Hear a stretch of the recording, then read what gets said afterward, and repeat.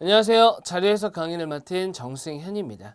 이번 강의에서는 자료해석과 우리 NCS는 어떤 연관성을 가지고 있는지 그런 것들에 대해서 얘기를 좀 해보고 그 다음에 기본적으로 우리가 자료해석을 하려면 필요한 그런 내용들이 있겠죠. 뭐 그런 개념 이런 것들을 좀 살펴보고 문제풀이 들어가도록 하겠습니다. 자, 우선은 첫 번째는 자료해석인데 이 자료해석이라는 것과 그 다음에 그 수리 능력이 어떤 연관성을 가지고 있는지 그 부분부터 조금 살펴보도록 하죠. 자, 우선은 수리 능력은 하위 능력이 여러 개가 있습니다. 첫 번째가 기초, 연산, 그렇죠? 그다음 두 번째가 기초 통계, 그 다음에 세 번째가 도표 분석 능력이죠. 그 다음 네 번째가 도표 작성. 이 중에서 이 도표 분석과 도표 작성이 이 자료 해석에 들어간다. 또는 자료 해석이 이 부분에 들어간다. 이렇게 생각하시면 됩니다.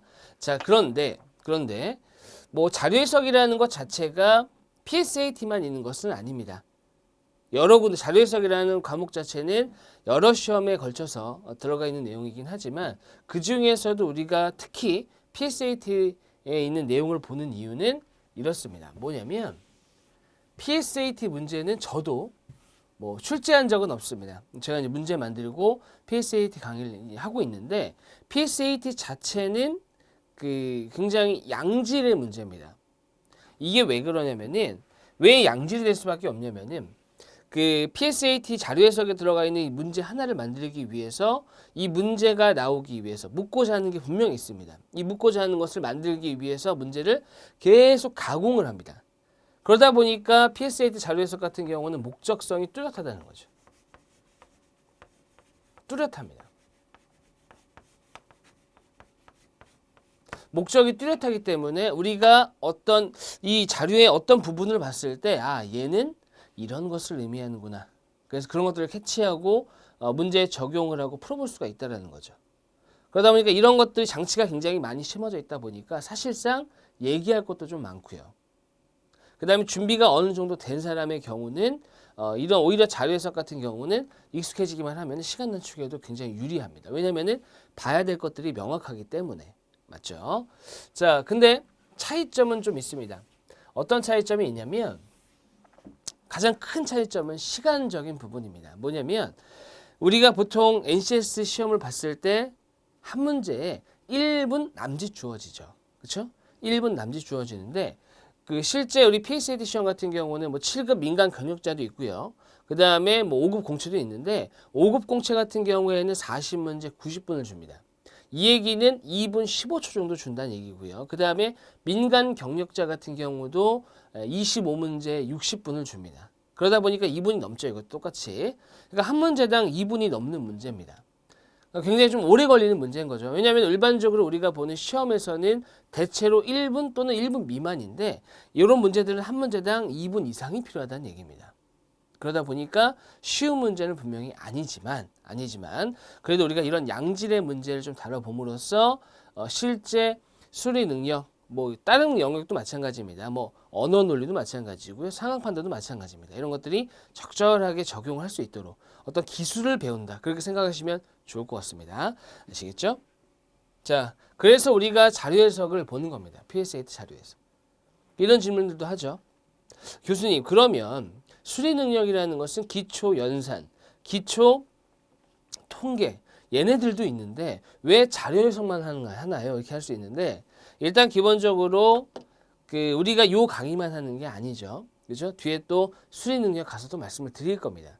그 부분에서 더 자세하게 말씀드리기로 하고 요 타이틀에 맞게 자료 해석에 입각한 내용만 할 겁니다. 물론 기초 연산 중에 뭐 응용 계산의 형태 있죠. 뭐 속력이라든지 이런 내용, 농도, 그 다음에 통계 부분, 뭐 평균이라든지 표준 편차 이런 내용들도 자료 해석 속에 다 들어가 있습니다. 그러다 보니까 요걸 다루면서 그 내용도 다루긴 할 겁니다만 그것들이 주는 대수가 없겠죠. 그렇죠? 그러다 보니까 수련능력 가서 자세히 말씀드리기로 하고 자료 해석에서는 자료 해석 위주로 좀 말씀을 드릴 거고요. 그 다음에 지금 엄선 한 50제가 들어가 있는데 이 50제를 다 하지는 않을 겁니다. 왜냐면은 그 대체로 유형들이 조금 겹치는 게 있습니다. 왜냐면 애초에 자료 해석이라는 것 자체가 유형 자체가 50개 유형이 되지가 않습니다. 물론 세분화시키면은 50개가 아니라 100제도 될 수가 있겠지만 그래도 그 중복되는 유형 같은 경우는 한번 적용을 해보시고요. 대체로 이 중에서도 엄선했지만 이 중에서도 특히 중요한 것들 그런 것들 위주로 먼저 좀 다뤄보도록 하겠습니다. 자, 그러려면 우리는 기본적으로 자료 해석에서 많은 기술이 있습니다. 그런 거는 해당 문제에 가서 자세하게 말씀드리기로 하고요. 기본적으로 필요한 것들이 있거든요. 그런 기본적인 필요한 것들을 가지고 한번 먼저 얘기한 다음에 문제를 조금 보도록 하죠. 자, 우선은 자료 해석에서 제일 중요한 건 뭐냐면 바로 자료 해석을 그 표나 그래프, 도표를 보는 어떤 그런 기준입니다. 그런 걸 저는 이제 뭐라고 하냐면은 해석 순서다 이렇게 얘기합니다.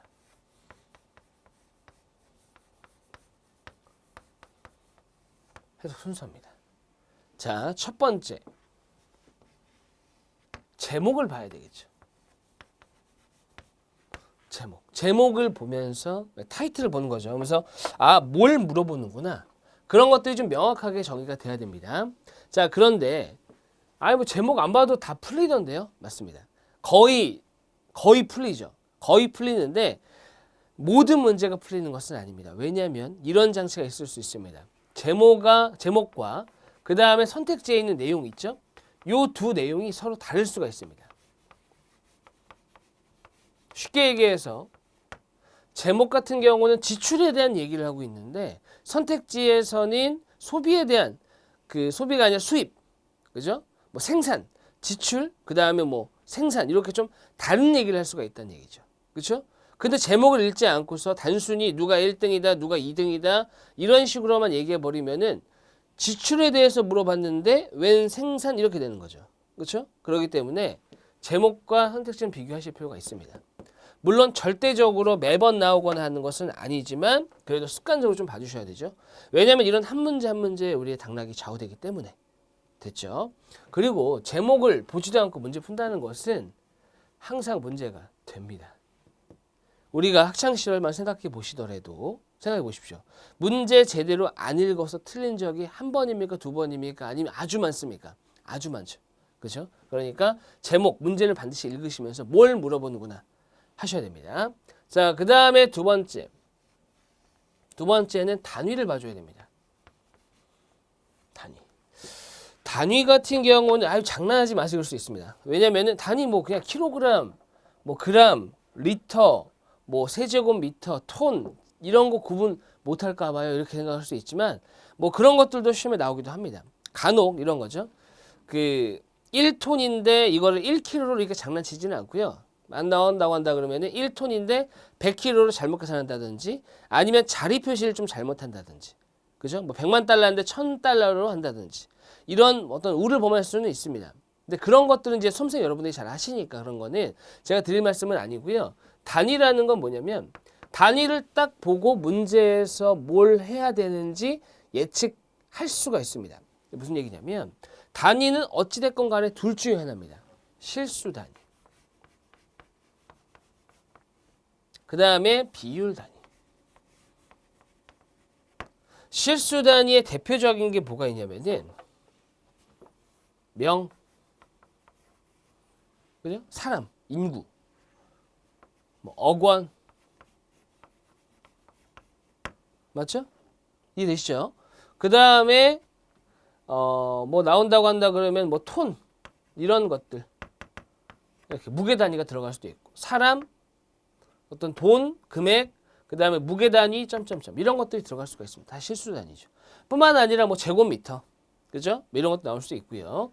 그 다음에 비율이다. 대표적인 게 뭐가 있냐면은 첫 번째 퍼센트죠. 퍼센트. 그죠? 이런 것들이 가장 나오기 쉽고요. 그 다음에 요거 말고도 이런 거 있습니다. 그 A당 B 꼴이 있습니다. A당 B. 뭐 인구, 뭐 만 명당, 10만 명당 뭐 사망자 수 이런 것들도 모두 다 비율 단위입니다. 그러니까 말은 인구, 그죠? 사망자 수 이래 버리니까 그냥 실수 단위 아닌가 그러는데 실제로는 비율이죠. 왜냐하면 A당 B가 의미하는 게 A분의 B거든요.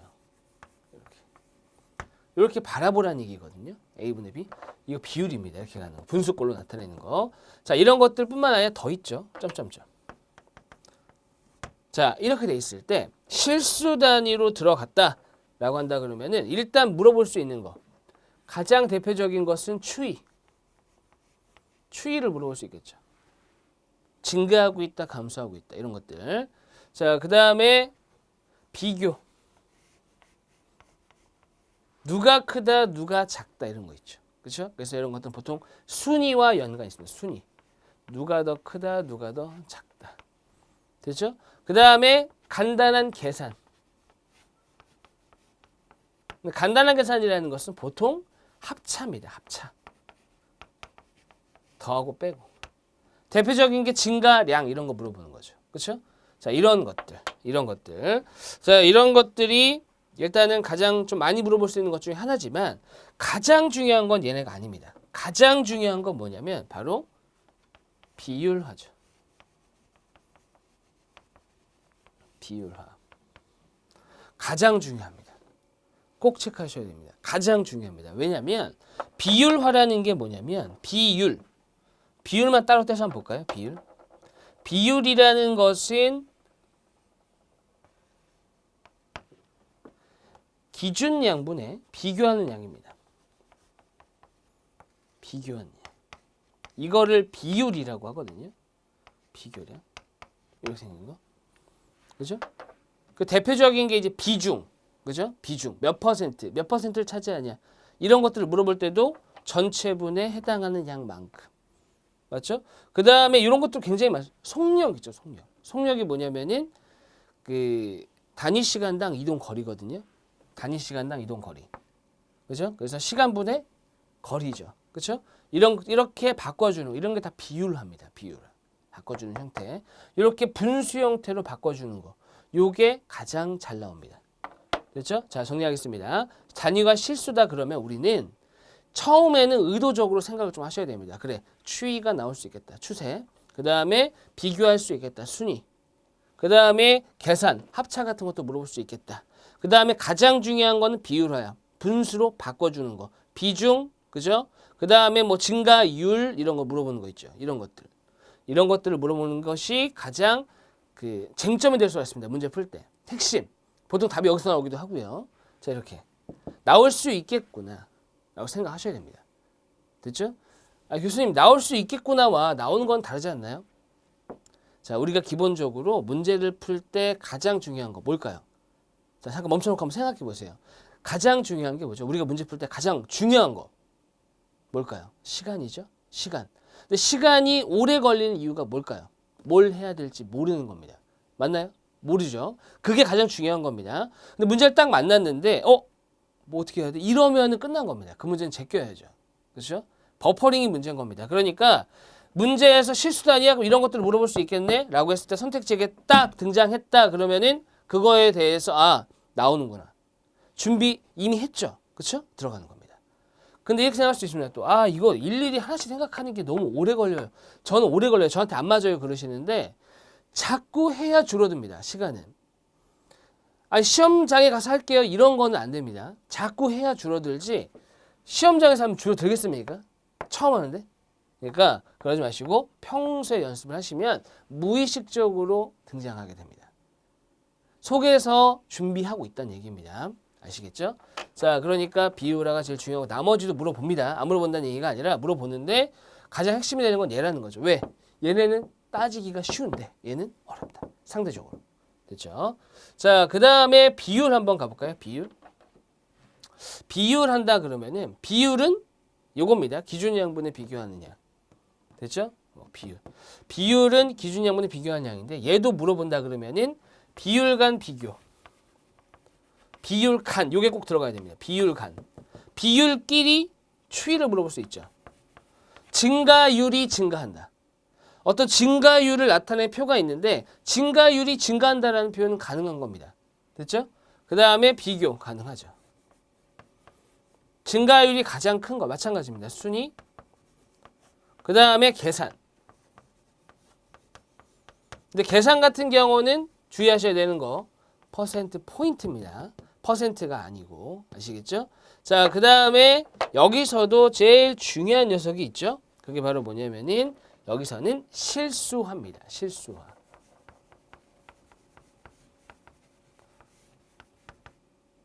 여기 제일 중요합니다. 그러니까 다시 정리해드리면은 실수 단위든 비율 단위든 추이, 비교, 계산 이런 것들은 물어볼 수 있다는 겁니다. 언제든지. 근데 실수 단위에서 중요한 건 비율화. 그 다음에 비율 단위에서 비율에서 중요한 것은 실수화. 여기서 실수화가 뭐죠? 실수 단위 실수를 비율로 만든 것처럼 비율을 실수 만드는 걸 실수화라고 합니다. 맞죠? 자, 그럼 여기서 다시 여기다 써볼게요. 비율. 얘가 뭐라고요?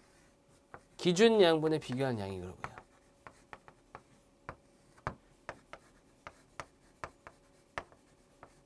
이거라고요. 그죠? 그럼 얘네는 양입니다. 양. 실수죠. 실수. 그래서 실수하라는 것은 뭐냐면 얘를 줘놓고 얘를 물어본다는 얘기죠. 그렇죠? 근데 보통은 요 위에 걸 물어봅니다. 보통 밑에 거 물어보기도 하는데 보통은 위에 거. 그럼 실수하라는 것은 우리는 비교하는 양을 구하시오. 분자에 있는 값을 구하시오라고 기억하셔도 사실 무방합니다.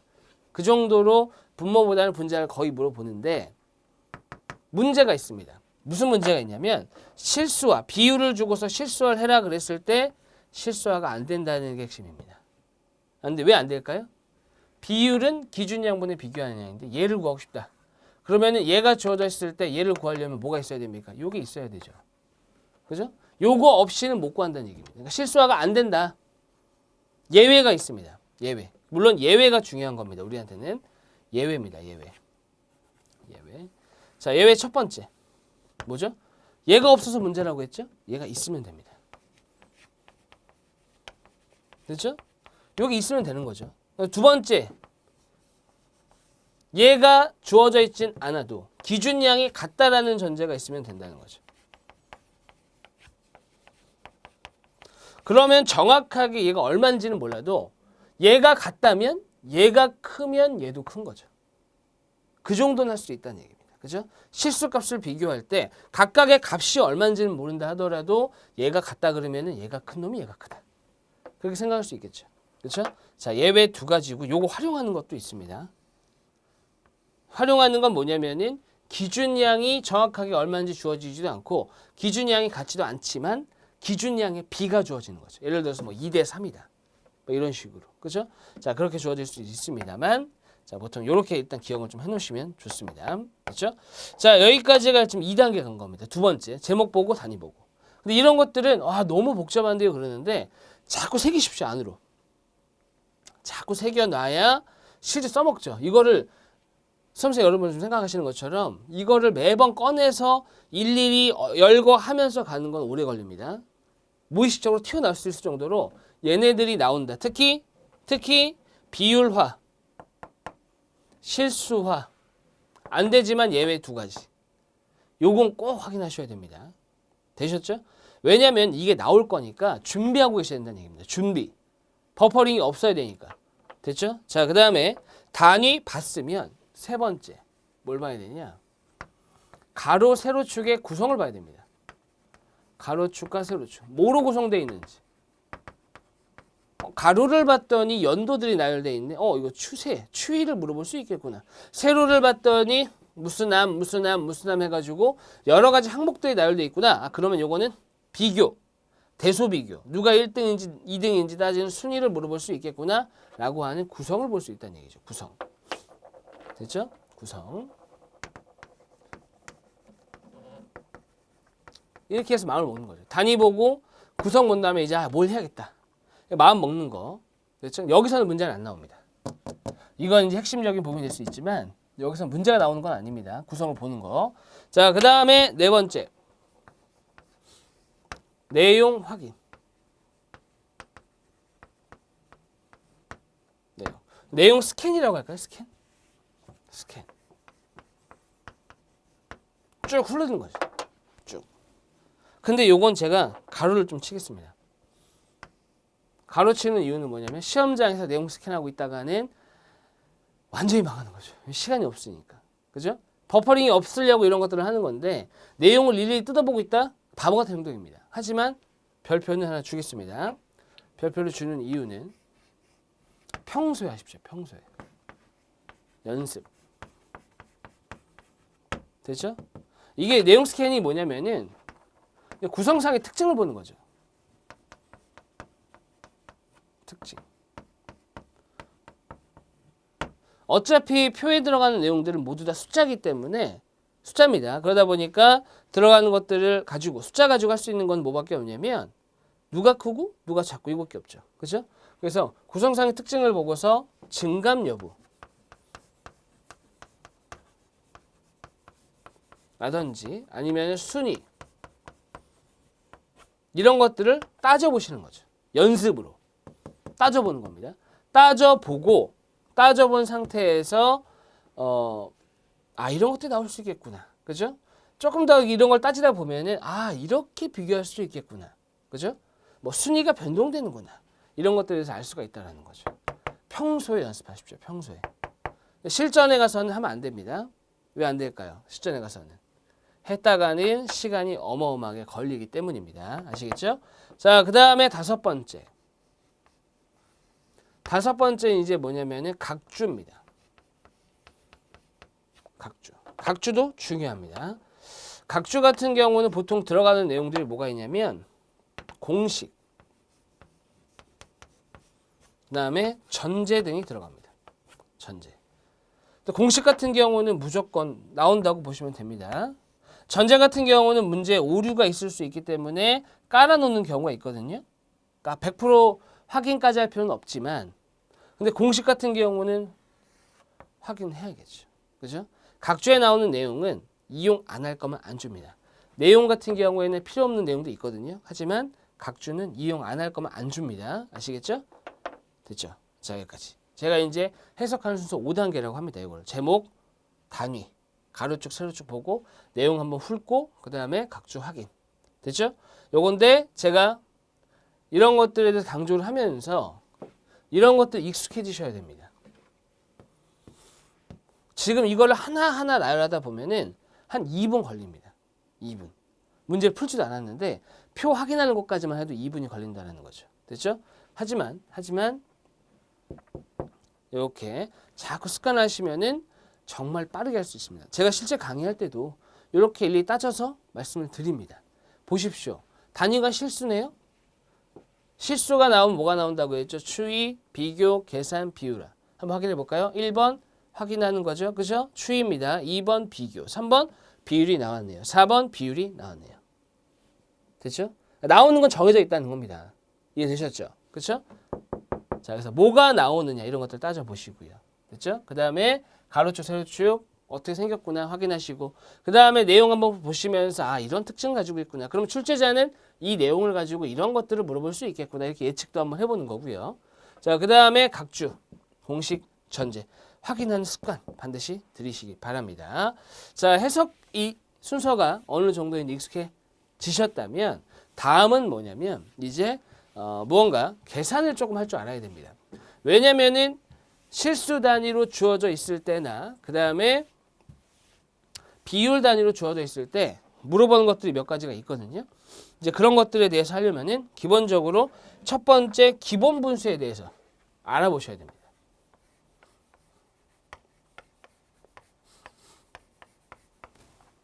근데 기본 분수라는 거는 치셔도 안 나옵니다. 왜냐하면 그냥 제가 지어서 쓰는 거기 때문에.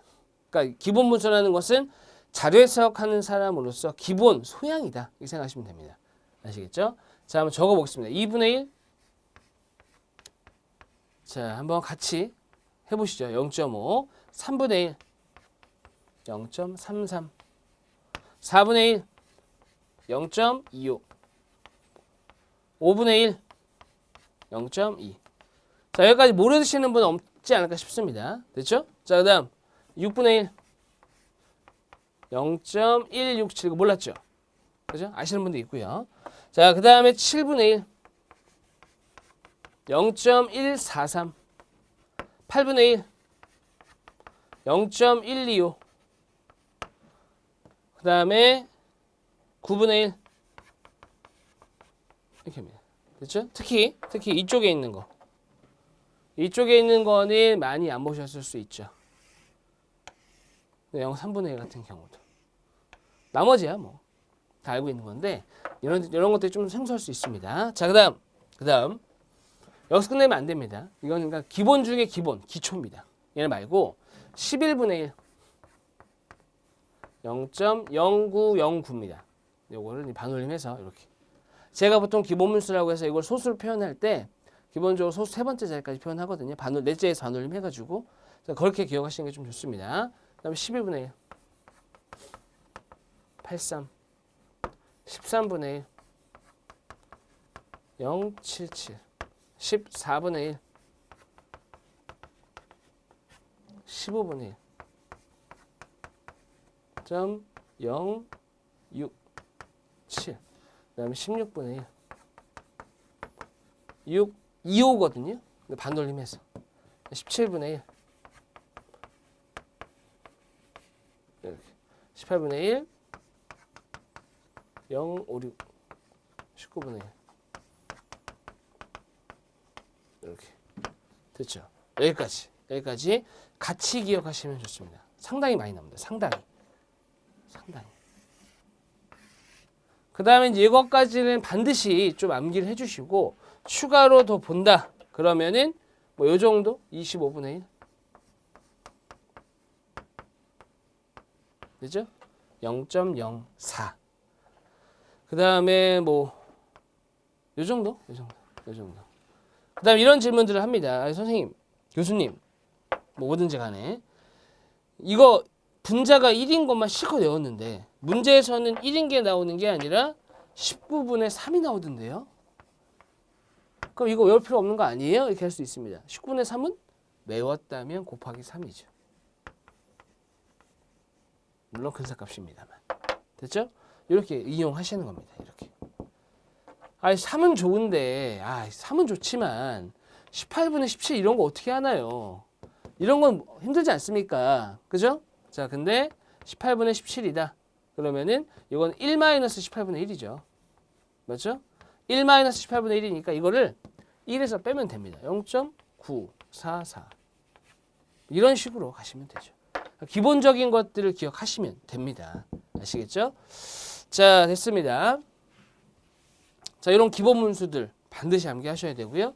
자, 요거를 가지고 이제 뭘 할 거냐면은 대소를 따져볼 겁니다. 자, 대소를 따질 때 이제 전 타이틀을 뭐라고 하냐면은 분수의 대소 이렇게 얘기합니다. 분수의 대소.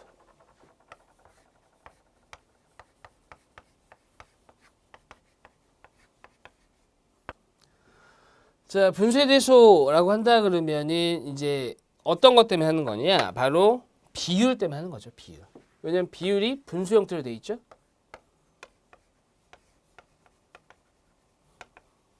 요 계산 때문에 그렇습니다. 요 계산.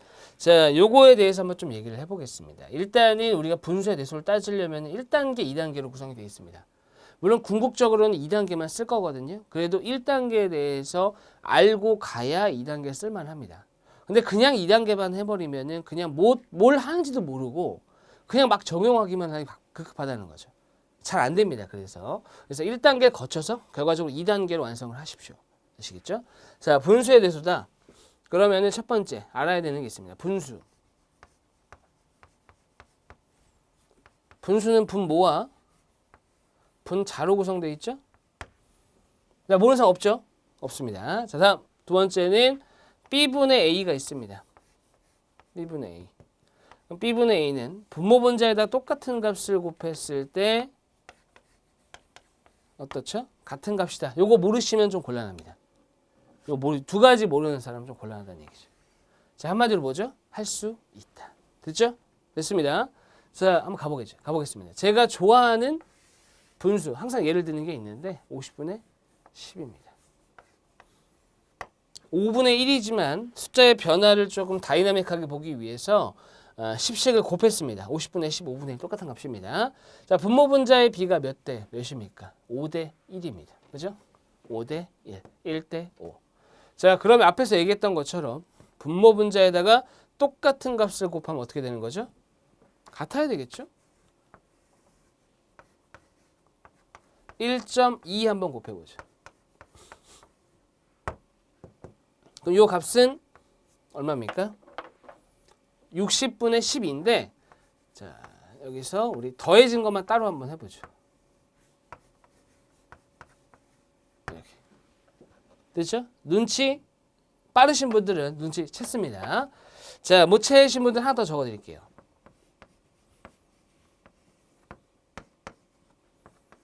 0.7 이번 작아지는 겁니다. 이렇게. 됐죠? 자, 라고 했을 때 이 값은 35분의 7이지만 우리 줄어든 것만 따로 써보죠. 자, 눈치 채셨습니까? 뭘까요? 분모 분자의 비가 5대 1이다. 5대 1의 비율로 더하고 있죠? 5대 1. 5대 1의 비율로 빼고 있습니다. 맞죠? 그래서 분모 분자의 비가 같은 수만큼을 더하거나 뺐을 때 어떻게 된다? 결과적으로 등호다 이겁니다. 됐죠?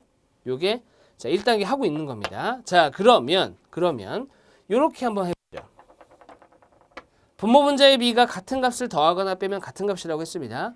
바꿔볼까요 한번? 여기 해볼까요? 자 50분의 10이 있고요. 분모에다가는 15를 더했는데 분자에다가는 한번 2를 더해 보겠습니다. 자, 누가 더 클까요? 이걸 물어본다는 거죠. 누가 더 클까요? 둘 중에. 자, 50분의 10 같은 경우는 분모에다가 15를 더했다면 분자에다가는 3을 더해야 같은 값입니다. 맞죠? 자, 그럼 얘하고 얘는 지금 분모가 똑같으니까 분자가 큰 게 크겠죠. 누가 큰 거죠? 얘가 큰 겁니다. 얘가 크다는 얘기는 얘가 크다는 얘기죠. 둘이 같으니까. 이렇게. 이해되셨나요? 자, 분모 분자의 비가 5대 1이면 5대 1의 비율로 더해야 같다. 근데 얘는 분모에다가 15 더했으면 분자에 3을 더해야 되는데 3보다 작은 2를 더했으니까 작아진 겁니다. 됐죠? 근데 이걸 할 때 이거를 거쳐서 오면 너무 오래 걸리죠. 맞죠? 그러니까 어떻게 해야 된다? 분모 분자의 비가 5대 1이네. 5대 1이니까 분모에다가 15를 더했다면 분자에 3을 더해야지. 2를 더했네. 작아졌구나. 이렇게 생각하셔야 된다는 얘기입니다. 지금 제가 보여드렸지만 하나 더 예를 들어볼까요? 50분의 10 다시 써보고 자 이번엔 빼는 거 한번 해보죠. 3을 빼고요. 여기다가는 10은 재미없으니까 12를 빼보겠습니다. 이렇게. 12 됐죠? 12 뺐습니다. 자 누가 큰 건가요? 지금 누가 큰 거죠? 자 분모에다가 분자에다가 3을 뺐으면 5대 1의 비율이니까 분모에다 얼마 빼야 됩니까? 15를 빼야 되죠. 그죠? 이해되시나요? 15를 빼야 되죠? 5대 1이 돼야 되니까. 근데 분자가 같은데 분모는 누가 더 작습니까? 얘가 더 작죠. 이해되셨나요? 분모가 작을수록 큰 거니까. 근데 이것도 마찬가지입니다. 이렇게 와서 이렇게 비교하지 마시고 어떻게? 분모 분자의 비가 5대 1이야? 분자에 3을 뺐으면 분모에다가 15를 빼야 되는데 덜 뺐네? 얘가 분모가 더 작네? 얘가 크구나. 이렇게 갈 수 있어야 된다는 얘기죠. 됐죠? 자, 요게 이제 분수의 대수의 1단계입니다. 1단계. 이거는 이렇게 뜯어서 보는 거죠. 뜯어서 보는 겁니다. 자, 그 다음에 이제 2단계 가보겠습니다. 2단계. 요게 1단계입니다. 1단계 무시하면 안 됩니다. 1단계는 기본이니까. 요거 이해 안 되신 분은 없을 것 같습니다. 2단계로 바로 넘어가면 이해가 안 되는데 2단계를 가기 위해 1단계를 거치면 그래도 좀 수월하죠. 자, 뭐냐면 방금 했던 거 다시 한번 써볼까요? 50분의 10. 그죠? 그 다음에 50, 12. 요거였죠? 그죠? 자, 이건 어떻게 하냐면은 1단계에서 보십시오. 요렇게 본다면 얼마를 더한 거죠? 분모만 따지는 겁니다. 10이 더한 거죠. 맞죠? 분자에다 얼마를 더한 거죠? 3을 더한 겁니다. 그렇죠? 자, 지금 이쪽에서 이쪽으로 올 때 물론 이쪽에서 일로 갈 수도 있습니다만 저는 이제 추천드리고 싶은 부분은 뭐냐면 무조건 더하는 쪽으로 가십시오. 더하는 쪽. 더하는 쪽. 빼는 쪽으로 가지 말고. 왜냐면은 하나만 기억해도 되는데 굳이 더하기 따로 빼기 따로 하지 말고 그냥 이쪽이 작으면 이렇게 더하고 이쪽이 작으면 이렇게 더하고 더하기만 하시라는 얘기입니다. 더하기만. 자, 얘는 두 개 될 거니까 또 보죠. 자, 여기서 분모에다가는 12가 더해졌고요. 분자에다가 3을 더했습니다. 파격적이지만 12분의 3을 더했다. 이렇게 생각할 수 있을까요? 이렇게. 이 문제를 위해서. 그죠? 분모에 12, 분자에 3, 12분의 3을 더했다. 실제로 12분의 3을 더한 건 아닙니다. 맞죠? 근데 이 12분의 3하고 얘를 비교하는 거죠. 얘가 얼마냐면은 38분의 7입니다. 얘는 4분의 1이고요. 그죠? 그러면은 얘하고 비교하지 말고 얘하고 비교하는 겁니다. 4분의 1하고 얘를 비교한다는 얘기죠. 4분의 1이 클까요? 아니면 얘가 클까요? 4분의 1하고 얘하고 4분의 1이 큽니다. 40분의 10이거든요. 얘가 더 커요. 그렇죠? 그러면은 이렇게 가는 거죠. 자, 감이 안 온다. 그럼 하나 더 해보죠. 자, 50분의 10. 이번에 더하는 걸로 한번 해보겠습니다. 자,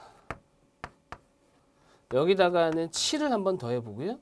여기다가는 1을 더하겠습니다. 그렇죠? 자, 분모에 얼마 더했습니까? 7 더했죠? 분자에 얼마 더했죠? 1 더했습니다. 그러면 이 문제, 이런 형태에서만 이렇게 얘기하겠습니다.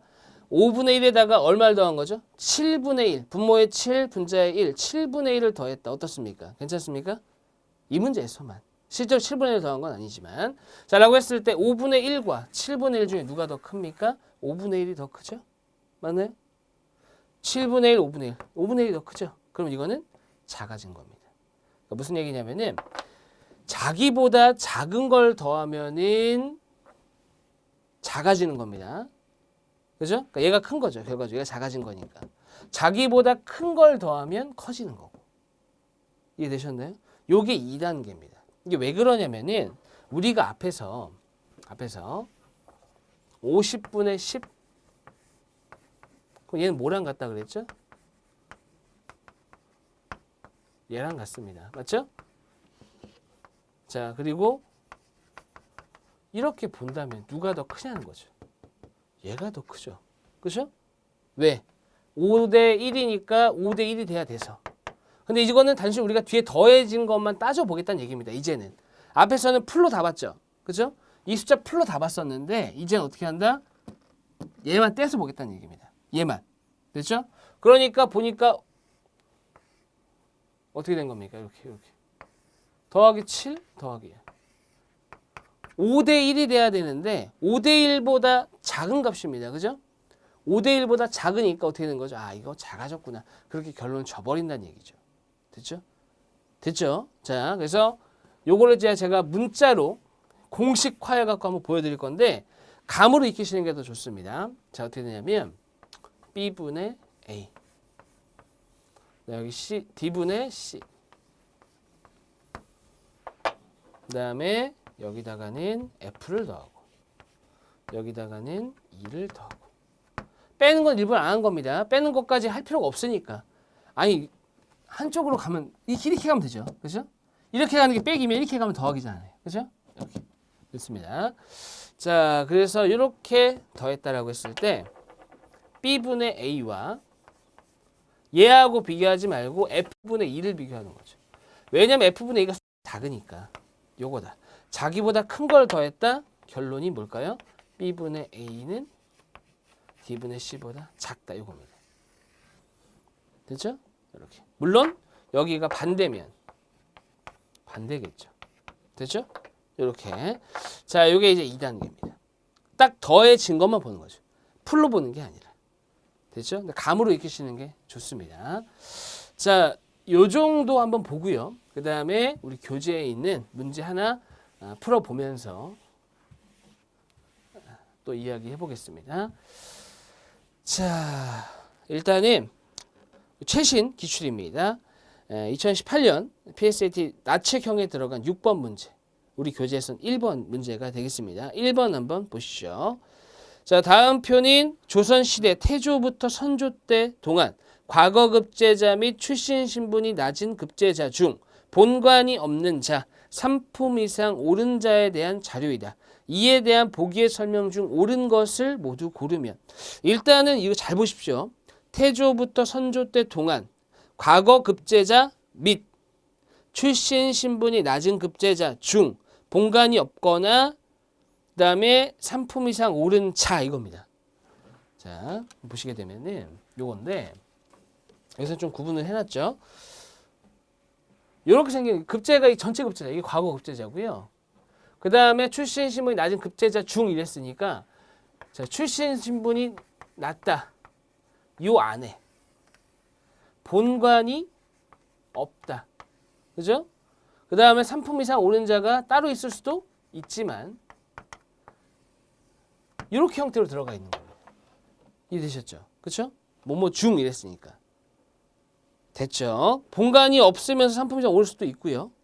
본관만 없거나 3품 이상만 오르거나 아니면은 출신 신분이 낮은 급제자 중에 본관은 있고 3품 이상 모두 오르지 못한 사람도 있을 수 있죠. 그죠? 됐죠? 자, 그렇게 정리가 가능한 겁니다. 자, 문제를 이해시켜 드린 거고요. 한번 뜯어보죠. 조선시대 과거급제 단위가 명입니다. 명, 실수 단위죠? 실수면인 물어볼 수 있는 거 추세, 그죠? 그 다음에 추세 추이, 비교, 뭐 있죠? 간단한 계산, 제일 중요한 거 비율화. 이 문제는 제가 출제한 거 아닙니다, 그죠? 한번 보도록 하죠. 자, 보니까 시죠? 시기니 킬러 가고 있죠? 태정, 태세, 문단세, 예상주, 인명상, 그죠? 이렇게 가는 겁니다. 이렇게 추세를 보게 된다면 증가하다가 감, 증, 감, 증. 이걸 평소에 하시라고요, 평소에. 됐죠? 그 다음에 낮은 급제자가 감, 증. 뭔가 패턴은 같은 것 같죠? 그쵸? 그 다음에 본관이 없는 자 있는 겁니다. 됐죠? 그 다음에 가로축과 세로축이 전체 급제자, 출신신분이 낮은 급제자, 태조부터 옳지. 자, 할 수 있고요. 그 다음에 내용 봤고요. 각주가 급제자는 1회만 급제한 것을 가정한다. 이거는 뭐냐면 전제입니다. 전제. 이 문제에서 오류가 발생하지 않기 위해서 전제로 깔아놓은 겁니다. 아시겠죠? 자, 요 상태입니다. 요 상태. 별거 없죠? 별거 없습니다. 볼게요. 기억. 태조 정종 때 출신 신분이 낮은 급제자 중. 그러면은 얘네들 중 이겁니다. 얘네들 중에. 그렇죠? 이 안에서만 따지는 겁니다. 본관이 없는 자의 비율은 70%이지만 이랬습니다. 70%이라는 얘기는 70%가 딱 된다는 얘기죠. 자, 보겠습니다. 급제자 중 본관이 없는 자 곱하기 100 이게 되죠? 14 70% 나오네요. 그렇죠? 우리 선생님 여러분도 직관적으로 볼 수 있는 내용이고요. 선조 때에서는 그 비율이 10% 미만이다 그랬습니다. 선조 때에서는 같은 거죠. 이 말 생각되어 있는 거죠. 선조 때에서는 출신 신분이 낮은 급제자 중에 본관이 없는 자의 비율이 10%가 안 된다 이겁니다. 그 말 생각되어 있습니다. 그럼 똑같이 하면 되죠. 186 분의 11 곱하기 100. 얘가 얼마냐? 10% 미만이냐 이건데 제가 잘 쓰는 것 중에 하나입니다. 이건 뭐 되게 쉬운 거지만 잘 쓰는 것 중에 하나가 뭐냐면 10% 1% 법칙 제가 만든 겁니다. 10%와 1%는 별도의 어떤 계산 과정 없이도 얼마인지 알죠. 10% 얼마입니까? 18.6. 1% 얼마죠? 1.86. 11은 186의 10%, 18.6보다 작죠. 물론 계산해도 어렵지 않게 나옵니다만 우리 10% 1% 한번 써먹어 보자고요. 이후에도 계속 나올 겁니다. 아시겠죠? 자, 10% 1%. 됐죠? 10%가 18.6인데 그거보다 작다는 얘기는 10%가 안 된다. 이해되셨죠? 자, 이렇게 10% 1% 뒤에서 잘 나오는데 미리 한번 소개해 본 겁니다. 아시겠죠? 이 문제에서 100억 단위인 걸 가지고 뭐 심각하게 얘기했다. 이게 아닙니다, 지금. 아시겠죠? 자, 그래서 1번이 아니죠. 기억은 맞는 내용이네요. 그죠? 맞는 내용이고요. 자, 그다음 두 번째. 태조, 정종 때 출신 신분이 낮은 급제자 가운데 이랬습니다. 출신 신분이 낮은 급제자 가운데 본관이 없는 자이면서 3품 이상 오른 자가 1명 이상이다. 요게 굉장히 중요합니다. 이게 뭐냐면 교집합의 최소거든요.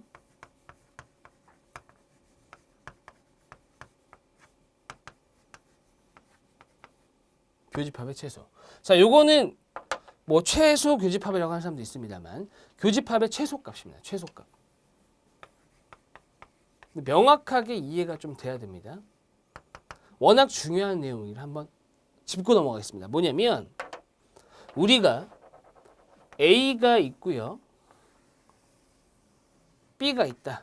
이렇게 벤 다이어그램이 있을 때 N, A 합집합 B A 합집합 B의 원소의 개수는 몇 개냐 이러면 NA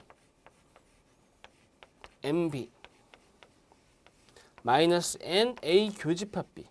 왜 이렇게 되는 거죠? 요거 한번 세고 요렇게 한번 셌으면 요 부분을 두 번 셌다 이겁니다. 그러니까 한 번은 빼자. 근데 우리 이항 잘하죠? 이항? 얘랑 얘의 위치를 바꿔보겠습니다. 이항을 통해서. 자, 그래서 A의 교집합 B의 원소의 개수는 NA MB 마이너스 NA 합집합 B 이렇게 된다는 거죠. 됐죠? 됐죠? 자, 요거입니다. 요거 최소가 되려면 어떻게 돼? 이거죠, 이거. 최소가 되려면 어떻게 되는 거죠? 문제에서는 얘하고 얘는 주어집니다. 주어지죠? 얘네들은. 주어집니다, 얘네들은. 최소 주어지고. 그럼 얘가 주어진 상태에서 얘가 최소가 될 수가 있나요? 요것만 놓고 본다면 안 되죠. 최소를 결정한 요소가 아닌 겁니다. 왜? 얘는 주어졌으니까 최소가 나발이고 없죠. 그냥 나와 있는 건데. 얘가 최소가 되려면 결과적으로 빼는 녀석이 최대가 돼야 된다는 얘기죠. 그죠? 요게 최대가 돼야 얘가 최소가 되는 겁니다. 우리 생각해 봅시다. 자, 전체 집합이 있고요. U. 이렇게 있는 상태에서 얘 몸집이 최대가 돼야 교집합이 최소가 됩니다. 맞죠?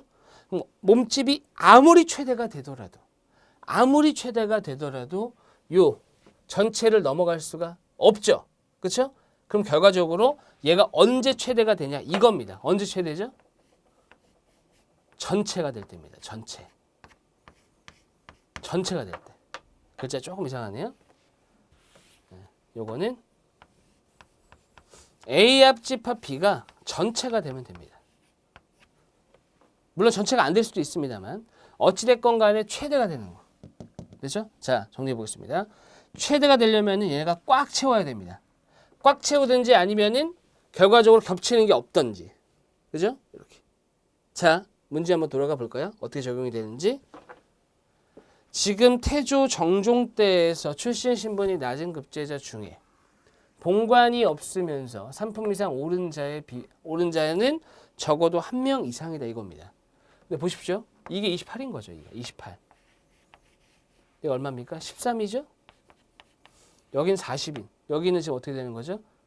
여기는 모릅니다. 얘가 얼마가 돼야 최소가 되냐 이거죠. 40.